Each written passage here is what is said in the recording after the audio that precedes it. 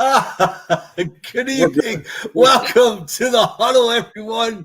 It's me, Coach Muddle, and of course, Nevada Nick. Stiz is, I think he's got piano lessons tonight, so he won't be with us.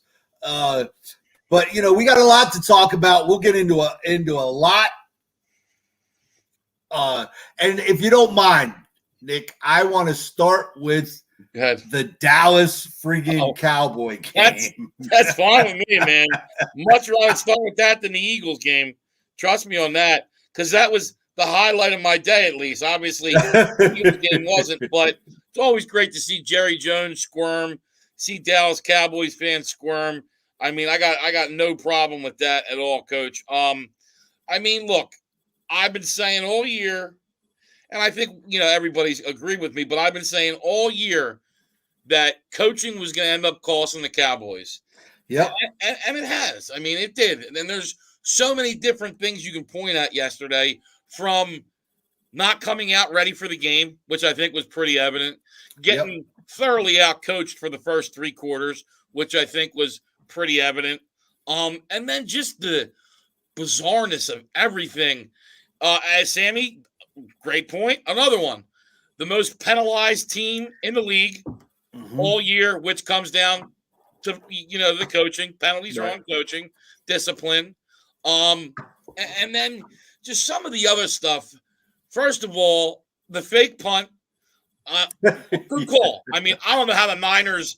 Right, they kept their defense out there, but I think it was one guy, the corner. Yeah, right. They ran and just call a safe punt. Yeah. But what happened was the punter kind of caught the ball, and I think that the guy, the gunner or whatever not the gunner, but the guy who was defending the gunner bit and just ran. Right. You got to make sure that guy doesn't look. But look, good call on that. But you keep the punt team on? Like he's trying to pull a Cliff Kingsbury? What do you like Shanahan's not going to buy the bait. Like he's like, all right, if you want to run a play with your punt team on first down. But it cost them 5 yards because they got to delay a game because of that. What's up, Angela? Tough one, but like I said, you got into the tournament, and that's what's important. But I mean, look, just so many different things. And then the most mind-boggling call, honestly, in playoff football, next to the Seahawks pass in the Super Bowl, because to me, Coach, that'll always be the worst call in sport. Right. When you got Marshawn Lynch behind you, you're at the 1 yard line, and you fucking throw the ball and get an interception and lose the Super Bowl. I mean, you cost yourself a Super Bowl. That's number one worst call in the playoffs, in my opinion. This might I'll buy that. This might be number two. Running a quarterback draw with 14 seconds left and no timeouts. Now, look, if you're going to run a play like that, you need your whole offense to know, look, when he goes down, get the ball to the referee like Larry Fitzgerald used to always do, get set, and we got to hike it. You got to have and I would even go tell the ref, look, we're running the quarterback draw. Be ready here. I mean, I still don't like the play call because there's so many different factors that can go bad. It's going to screw you. All right, I'm going to defend this, okay? A little bit. Hold on. The defense that was set up, the middle of the field was open, wide open. Yeah, but then why not just have a tight end go and run a curl, catch the ball, and go spike it? Because that takes more time. Wait a second. All you had to do, you tuck the ball, and as soon as you got to the first down, if he got down, as soon as you run past the first down marker, the clock is against you. That's in shotgun formation, 5 yards behind the tight end, and he dipped back at first. So how's that going to be faster? You're wrong. You tell the tight end to go up the middle, throw a quick curl to him, and go up and spike it. I don't have a problem with that because you want to get a play from the 25-yard line instead of the 40. But doing a quarterback draw and all the things you get wrong, and for people that are mad at the official, no. Be mad at your coach. Right. The center was trying to put the ball 2 yards ahead of where it was. And then everybody been bitching. They got an extra 2 yards. Right. He needs to set the football. It was on your team, on not being prepared, on a moron coach. And you know what? Frankly, they were lucky they were even there. They got thoroughly outplayed all game, outcoached, out everything. I mean, and there was like 10 different times looked like the Niners won. You had, obviously, where Debo ran, it was 4th and short. They thought they won. Then they reviewed it. And yes, it did look a little bit short. I don't know if it was indisputable visible evidence, but they give him that Jimmy G. Once again becomes Jimmy G and doesn't wait for his tackle to get set and goes off starts. Yeah, but why put him in motion? That's the thing. Why put him in motion? Right. You're right. You're right. Why? Everybody in the world knows what you're doing. Jimmy's the quarterback. He's got to know that. He's got to know that. So, you're right. I mean, and that's why actually Jerry Jones, it's why I loved, because Jerry Jones said, we never belonged to be in that position anyway. And he admitted it himself. And all McCarthy and Dak could think about afterwards was to cry that they didn't get one play from the 25-yard line that, maybe a 5% chance they get that touchdown? Yeah, maybe they do. But, you should have looked at all the other things you did wrong. And McCarthy's crying about it. Dak's crying about it. Dak was complaining about people throwing stuff at the players, and they said they were throwing it at the refs, and he's going to go, oh, okay, good. He goes, then more power. I don't know what he said, but basically good that the refs should have, the fans should have been throwing stuff to the refs. And look, I'm not going to go with Dak for that. I think he meant it to be humorous, but still, yesterday was a joke. Dallas should be embarrassed of themselves. Like how you came out, including the Eagles too. I'm an Eagles fan. I'm embarrassed how the Eagles came out. But just with the amount of talent on that team and how McCarthy coaches, it was just horrible yesterday. I agree 100% with that. I mean, and I thought honestly, all three of those games, you guys talked about the over that every team was going to score over 10 points or whatever that line was. And it looked like all three games yesterday that they weren't going to get there. I mean, right. But that's what happens, Coach. Especially if you got one team with a lead, you get conservative or on defense, and that's what happened in the Steelers game. And but look, man, now the other thing that falls into the Cowboys, how do you not fire McCarthy? Right. But today, Stephen Jones came out and said that he expects him to be back and expects him to be leading the Cowboys. How do you come back with McCarthy? I just don't. Especially when right now both your coordinators are the top names being tossed around in the coaching circuit. Right. I mean, because obviously I think if you fire McCarthy, Dan Quinn steps in. I think I don't know. Okay. I'm not a big Kellen Moore fan. I don't think he's I agree 100%. head coach material. I don't think he's that guy. But he's obviously going to get a chance. Someone's gonna Coach, who I like? I would go for Flores. Why not? Because you need discipline. And I don't know about Quinn either. Yes, he had the year where he took the Falcons to the Super Bowl, but let's not forget who his offensive coordinator was. Kyle Shanahan. And I think that was a big part of it too. That offense was unstoppable, Coach, with Julio Jones and Devontae Freeman in the backfield. I mean, I think he benefited from Sammy selling his stuff. Say I'm no longer undefeated in fights versus chicks. Angela whipped my ass Saturday night after that Raiders loss. I mean, I just don't know how you bring McCarthy back. I mean, it's been all year, these bad coaching moves. I mean, it's not like it's been – I mean, it just constantly happens. The clock mismanagement, look at the biggest thing. If you start with the Arizona game where you have no timeouts and you would have got the ball, they don't lose that game, Coach. If they come back and win there, they're playing the Eagles yesterday, and they win that game. Right. And then you're going to have next week where you're playing the winner of tonight's game.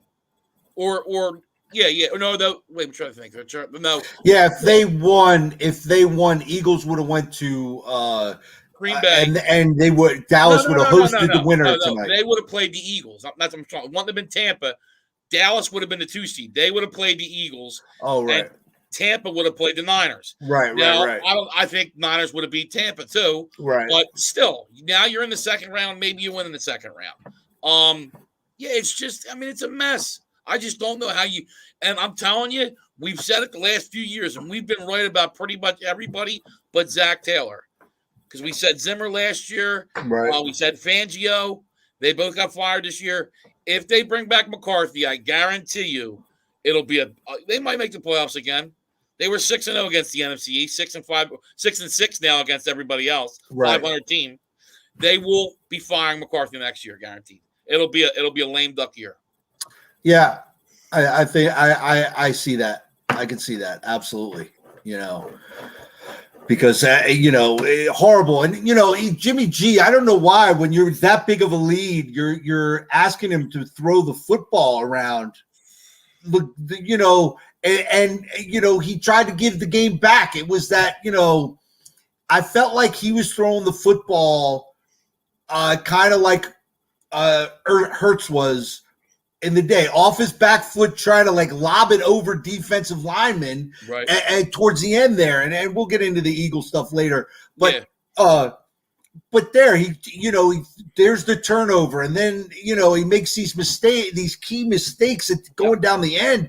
He tried to give you the game back, and I thought Dallas played it right. They got that stupid penalty, and in the defensive lineman's defense, you're getting blocked. You can't really see. And I know the guy's 300 pounds. Yeah, but he tackled him. And he tackled him. I think he thought he was the runner at first, I know I'm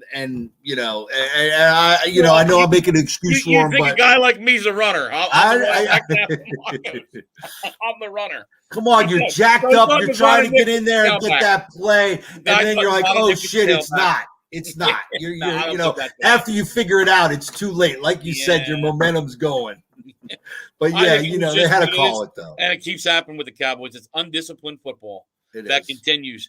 And look, all the penalties they had, they were all penalties. Like it wasn't like right. You have some ticky-tack calls. I thought the Eagles had a couple yesterday, and I thought maybe you don't make some of those calls, the game goes a little different. I mean, I'm not saying they would have beat the Bucs. I'm not. But, maybe they cover, that because they had a roughing the passer on Brady in the first quarter. That was terrible. They had a hold on Kelsey on a screen that was bad, but whatever. The Eagles were going to lose. But, and look, Sammy, 100% too.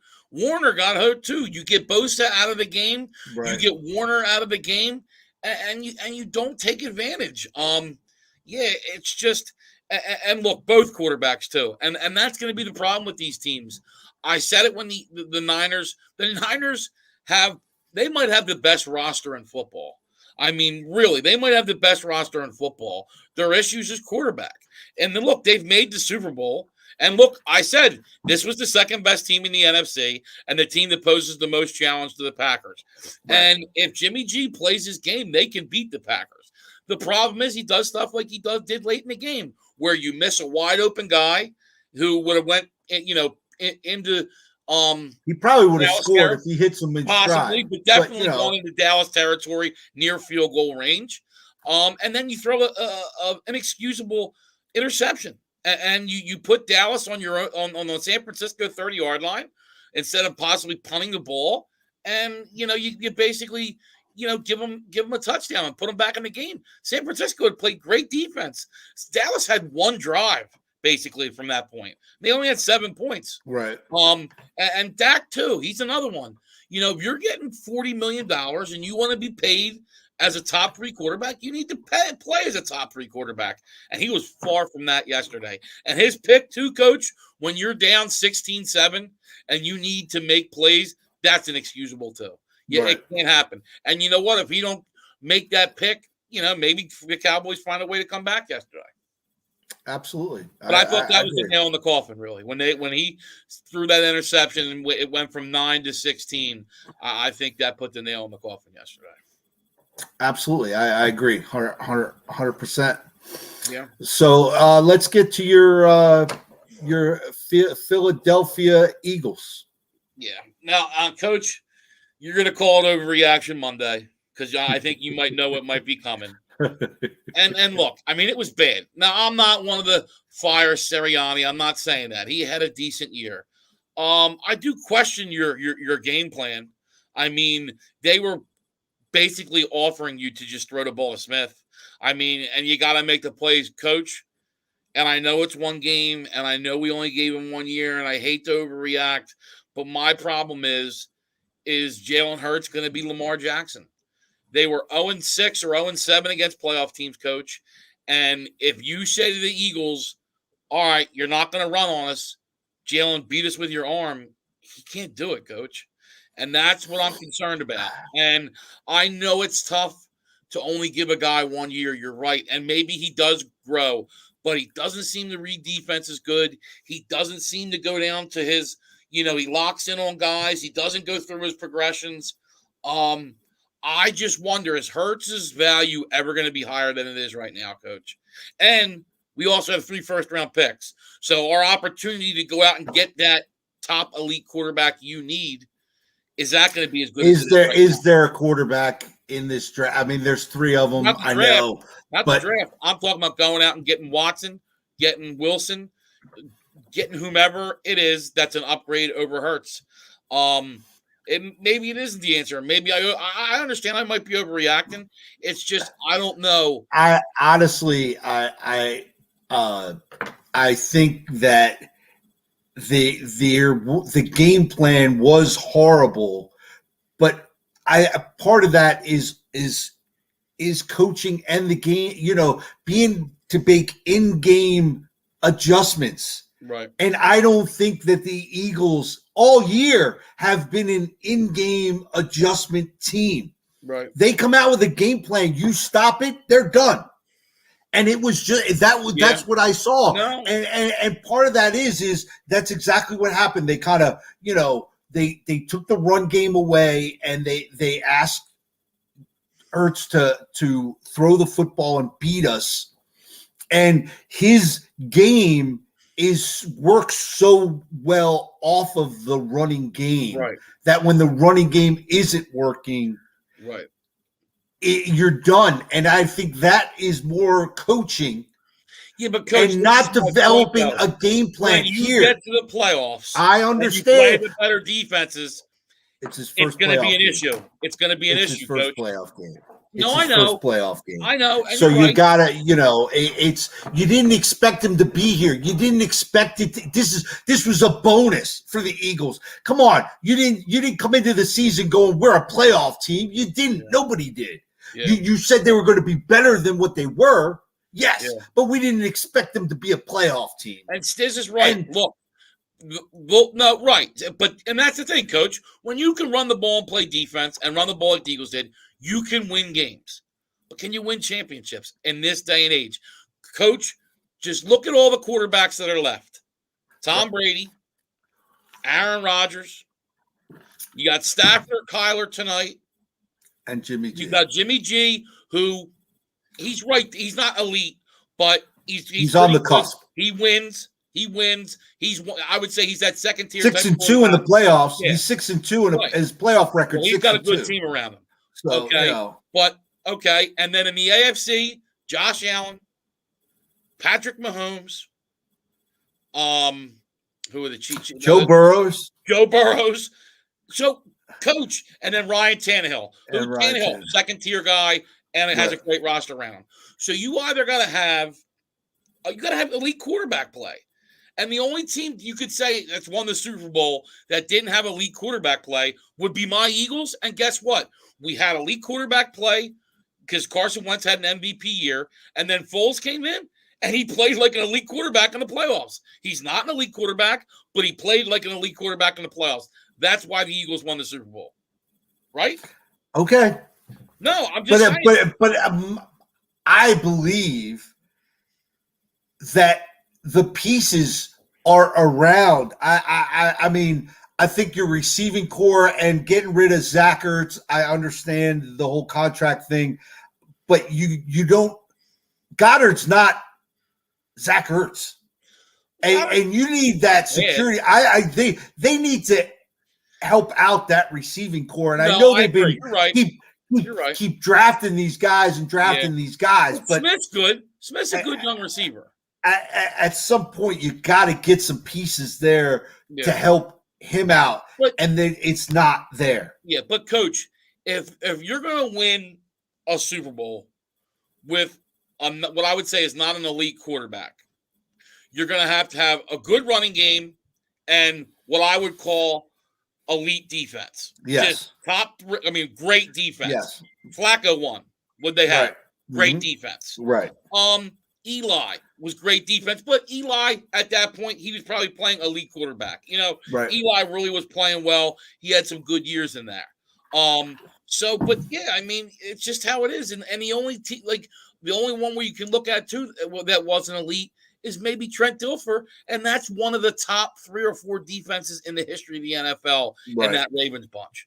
I mean, that's a historic type defense, just like Jim McMahon with the 85 Bears. That's a historic type defense. So that's why I'm saying, like, I just don't know. And I think that's going to be the Ravens' problem. It's something they need to look at. Like, I always think there's going to be a ceiling with the Ravens, and I wonder about that with Hurts. There's a lot of things I like about Hurts. And, Coach, you were right. Look, he turned it around this year. And probably this is an overreaction. But what I'm saying is, with all the teams that need quarterbacks, okay, Hurts' value, I don't know if it's ever going to be as high as it is right now, where you can maybe go get a second-round pick. Maybe there's somebody that gives you a first-round pick. But you didn't get – I don't know that you're going to get a first for him. I think you get a second. I think you can But you got him in the second. So what is that? Well, and he's basically free next year. He's still under that. Okay. It's a chip to take and go get the elite quarterback you want, whether that's Watson, Russell Wilson, whomever it is that you want. I don't think Jimmy G's an elite quarterback. But whoever they target as the quarterback to come in and bring their team. And if you don't find an upgrade over him, yeah, you run it back with Hurts. I get that. You go draft 3 defensive guys. But look, these top-tier quarterbacks don't grow on trees. And if you want to advance in the playoffs and move along, you need elite quarterbacks. Because you look at it, Jimmy G's the worst quarterback in the playoffs right now. And the rest are all just elite quarterbacks, except for maybe Tannehill. But Tannehill's pretty darn good. So you're taking Tannehill over Jimmy G? No. All right. Would you agree with that or no? Yeah, I agree. I'm not Tannehill. I don't think he's elite either. And, so. Angela just said, I'm trying to see if it's. He got fired. And look, Angela. Mayock got fired. Yeah, Mike Mayock got fired. Thanks, Angela. And look, in regards to that, I think it's the right decision. I mean, we don't know how much true power he had because Gruden had the final decision. But, man, you go watch Alex Leatherwood play, their other first-round pick. I mean, your first-round picks from 2020 are already gone. I mean, 2020, it's that draft wasn't even 2 years ago. They're gone. Your first-round pick from 2021, who everybody said was a reach, he had a terrible game on Saturday. Where you look, we got a second rounder with Lander Dickerson, who's been really good for the Eagles. So a guy the Raiders could have gotten in the second round is on the Eagles. So they haven't reached it. So they got to, it's the right move for the Raiders. And I know a lot of people like Bisaccia, but I think they need a head coach too. I really do. You're going off a couple games. I mean, look, the Raiders made a lot of errors in that game Saturday. And credit to the Raiders. Look, I didn't think they played that good. And the Bengals are a good team, and they still had a chance to go tie it up at the end. Right. And I don't think they played fairly good. I mean, DC had a fumble early in the game. You had that. But all those false start penalties, right? All those penalties were on themselves, man. You had that terrible special teams play where the ball's going to go out and you take it at the 2-yard line. That gave them that's 6 points you just gave the other team. I thought the Raiders, it shows you how much they have improved. But I just think you go get a good head coach. You keep Bisaccia as special teams coach, assistant head coach if he wants to stay. But I really think you try to advance that organization, and I just don't know if you do that with Bisaccia. There's rumors also now, too, that Carr said he wants to be traded if they don't keep Rich Bisaccia. So we'll see what happens with that. But Mayock going – I think that opens the door because what general manager wants to come in and be hamstrung to a coach, so I got to believe that is opening the door for Bisaccia to be moved on from. Well, Coach, another interesting thing that happened too, Seattle announced, I think it was Friday, that basically Seattle, they're good. Pete Carroll's coming back. Like, the organization is going to change. And then guess what gets leaked the next day? Russell Wilson wants to explore his options. which that's coming from Russell Wilson. That's leaked from his camp. And the Raiders were one of the teams on his radar. So, maybe you could do Carr for Wilson straight up, or maybe, I don't know if that'll be enough for the Seahawks, but maybe you sprinkle something in. The Raiders need to get creative because they have a decent roster. They need to fix that offensive line. They need to get a wide receiver, and you try to get a couple pieces on defense, but they're not that far off. The problem you're going to have is, and this is why I think you need a head coach. Coach, you know it. You got Herbert and Mahomes in there for the next decade. So you're going to need a very good coach to lead that team because it's going to be tough. You got two elite quarterbacks in your own division.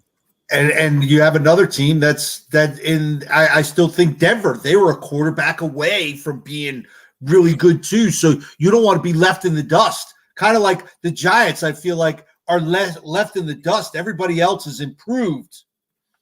And the Giants are still sitting around twiddling their thumbs, and you don't want to be that. James, you got a point. But I think they're very similar. They're both like kind of system guys that need to have really good rosters around them. But Jimmy G, he can ball and he was balling. He just makes big mistakes. But you know what, too? So does Tannehill. Tannehill makes a lot of mistakes, too. Tannehill, 21 TDs, 14 interceptions this year. So Tannehill will turn the ball over, too. But he also has the same thing Jimmy G has. A good head coach, a good running game, a good offensive line, and pieces around them with Julio Jones and A.J. Brown. So I think you're talking about really, it's kind of, what's that expression? I can't. 6 of one, half a dozen of the other. Yeah, right, exactly. You're talking about two guys that are pretty close, I think. Yeah. Now, Tannehill can move a little better and run the ball. So, but yeah, I think they're very close. Absolutely. I think it was really a fourth quarter. You need a score. Which one do you take? Hey, you know what? Jimmy G did it last week. Yeah. I know he threw the pick that made it that way, but he did it last week and they won. Jimmy G has been to the Super Bowl. He's taken a team to the dance. He didn't win, but he took them there. I still think I'm taking Jimmy G, man, over Tannehill. Yeah, so, I mean, actually, Jimmy G in like at 2 minutes, and he's actually not bad. It's when he's better because I don't think he thinks too much. I think he just goes and balls. His problem is when he overthinks and tries to do too much to where And look, there's no lie to Jimmy G. Definitely benefits from his offensive coordinator, and great play calling by Kyle Shanahan. No doubt about it. Absolutely. So, and we had an end of an era end last night. Yeah. Big Ben is the last of that great quarterback class to hang it up. Yep. And probably should have hung it up 2 years ago. And I'm not trying to, but I agree. Not ball anymore. I mean, it was tough to watch. And honestly, it's a credit to Tomlin, the fact that team was able to make the playoffs. You get a quarterback in there. Look, the offensive line is bad, but you upgrade that offensive line. I think Najee Harris is a player. Yep. You get a quarterback. I don't think Jimmy G would be bad for the Steelers. Yeah. I mean, because TJ Watt is just a stud. I mean, and Cameron Hayward too. You got two studs on the defensive line. I do think their defense, I mean, you saw it yesterday. They do need some help on defense too. That defense isn't what the Steelers are accustomed to on defense. So They need some upgrades in the secondary, no doubt. But, yeah, I mean, the Steelers, with a guy like Tomlin, aren't far off. I mean, but once again, it's the same thing I said with the Raiders. I mean, you got to look, man, this AFC is going to be brutal, Coach. Because now you got the Burrow coming out party in the AFC North. You still got the Ravens. You still got the Steelers. You still got the Browns. And then you got the Bills and the Patriots in the AFC East. And then you got the Titans and the Colts in the South. Like, it's going to be brutal to make the playoffs in the AFC in the next 5 to 10 years because there's some good teams with good rosters.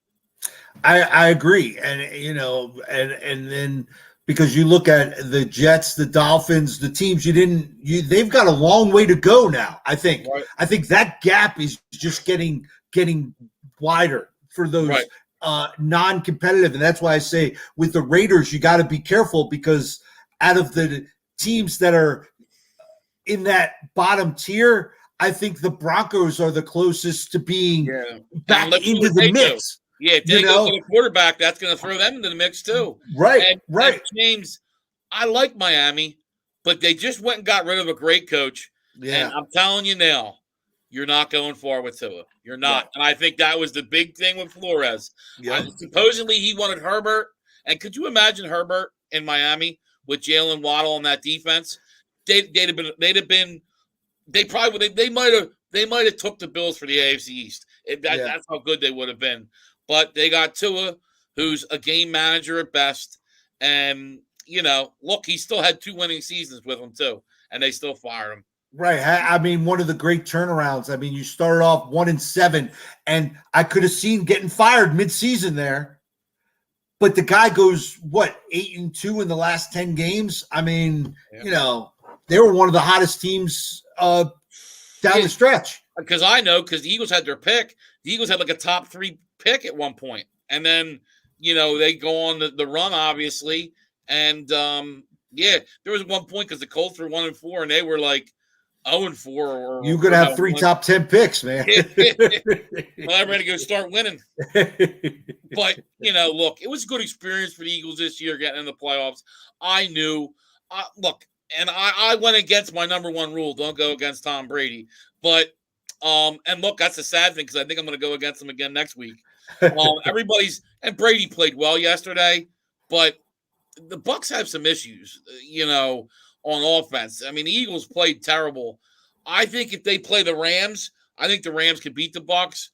Cardinals, I think I would lean towards the Bucs. But I can tell you this. I agree. If the Cowboys wouldn't have lost to Arizona, I 100% believe the Niners would have went into Tampa Bay and beat Tampa Bay. I really do. Yeah, I agree with that. Absolutely. So, and then, but back to, the Steelers, a team, who just got kind of, almost as bad as the Patriot-Bills game. I mean, at times. That defense, you see 42 points.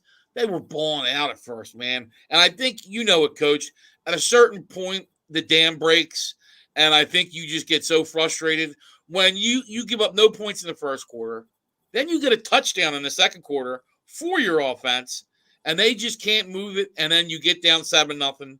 They tie at 7-7. Then they make it 14-7, and you're like, man, our offense hasn't given us a field goal yet. Right. And then you have the dam break where Mahomes gets that touchdown to Kelsey late in the second quarter, and it's 21-7, and it's just like, okay, now we're in trouble. And the dam broke. But look, Mahomes is a tough guy to stop. And look, we're going to have an all-timer next week, Chiefs-Bills. That's going to be a hell of a game. I can't wait. I think that's the game of the week, obviously. I think Packers-Niners obviously going to be a good game too, but Chiefs-Bills is going to be – we're going to get great games all around, obviously. I think Titans and Bengals is going to be interesting too. I'm hoping Hendrickson, because they did lose the DT. He's out for the year now. The Bengals DT, Larry Ogabayu or whatever his name is, he's out for the year. He had 7 sacks this year, 50 tackles. That's going to be a loss. But I'm hoping Hendrickson from the Saints can play because he had 14 sacks. He had a big one against the Raiders where he had a strip sack.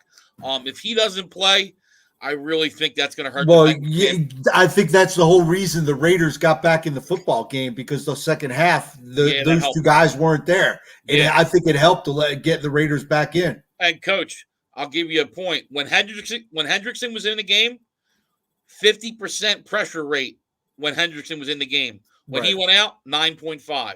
Think about that. So on half the plays, you're pressuring Carr to 1 in 10 when he comes out. That's a huge difference, Coach. I don't need to tell you, Coach. Football, So that did have a big impact on the game. Stiz, I don't know. Jimmy, or not Jimmy. I always call him Jimmy. Juju Smith-Schuster signed that 1-year deal, and I don't know how you evaluate him this year because he was hurt. So I don't know if he comes back. I think Johnson's back. I think Claypool's back because they're on rookie deals, I think. Right. I think Claypool is because he's only been in the league a couple of years. This is year number 2. So Claypool will definitely be back. But I think if I'm the Steelers, I think they'd go tell Schuster to go find a deal and we'll think about matching it. Right. And maybe you get what happened again. You do another 1-year deal. That's definitely a possibility. But look, they fixed that quarterback position. I like Freiermuth, the young tight end from Penn State. They call him Baby Gronk there. I'm not saying he's Gronk, but he's a good young tight end.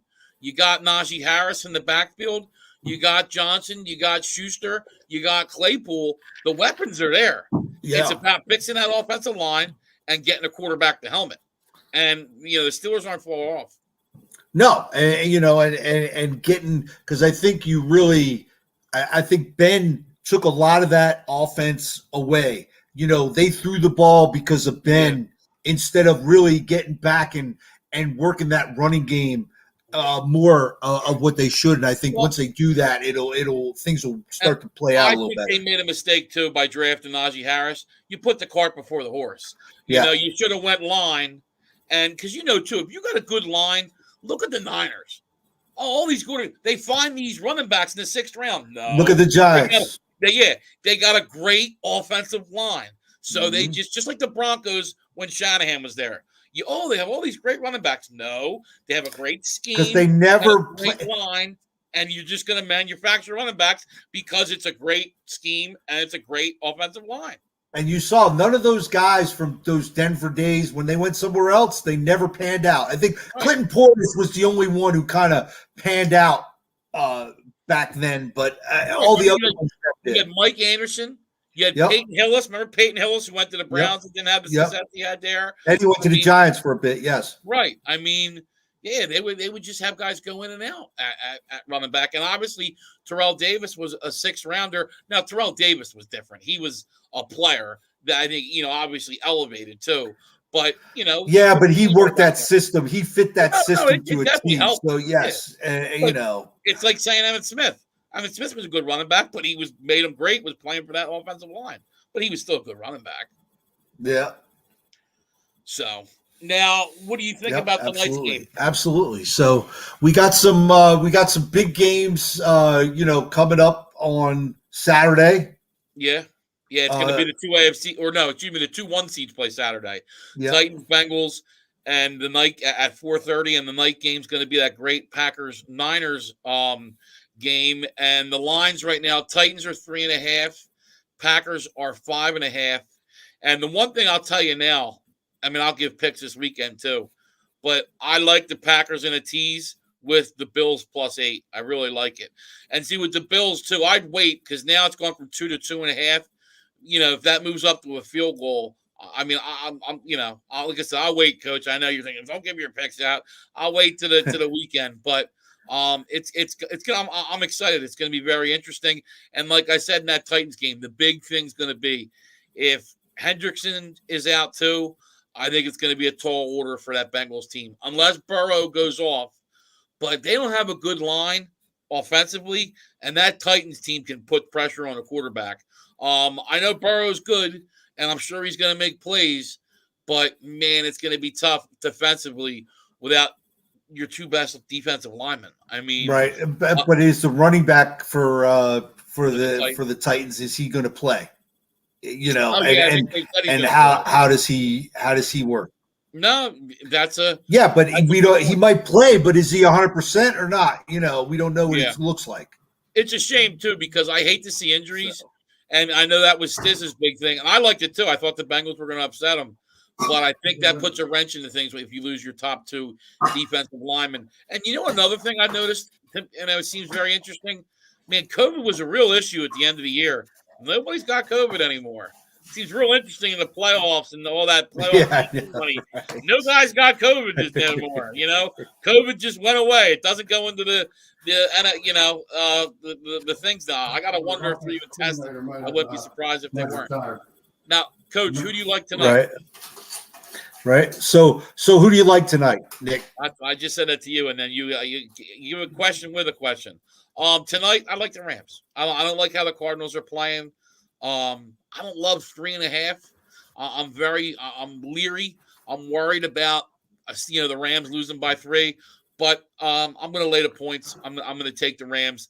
I don't like how the Cardinals are playing. I know you do get J.J. Watt back, but still, I think since Hopkins has been out, that offense is just different. And I think the Rams at home, much like they did a few weeks ago on Monday night, I think they handle the Cardinals and win the game. I agree with you. I like the Rams tonight as well. I think they. Okay, never mind. I like the Cardinals now. Of course, Stiz. Since Coach likes the Rams, I am now switching my bet to the Cardinals. Because, like I said, he came out with the Niners as his lock, and then he went with the Eagles. I said he's going to mush my Eagles, and he did. Tell you, Coach's bold prediction on Saturday. But I got the 49ers right though. Come on, man. But I went with but your lock was the Eagles. Your lock was the Eagles. You said it yourself. Because you made me change it. It originally was the Niners. You're a mush. And then Saturday's bold prediction was the Patriots win outright. The coach, man. He was man, that was unbelievable. Unbelievable. All right, everyone. Listen, we appreciate you hanging out with us, spending some time. Please, if you're on YouTube, go down, ring the bell at the bottom, and like the page, share it with your friends. Of course, YouTube or Facebook, share it with your friends, like us, and we appreciate all the love. Enjoy the games tonight, and we'll see you guys on Saturday. All right, thanks, Angela. Peace out. Peace out 2 days in a row. Look at that.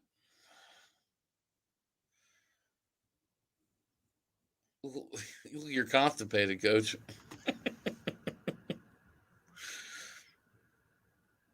Oh, it's still going. Coach, did you hit end broadcast?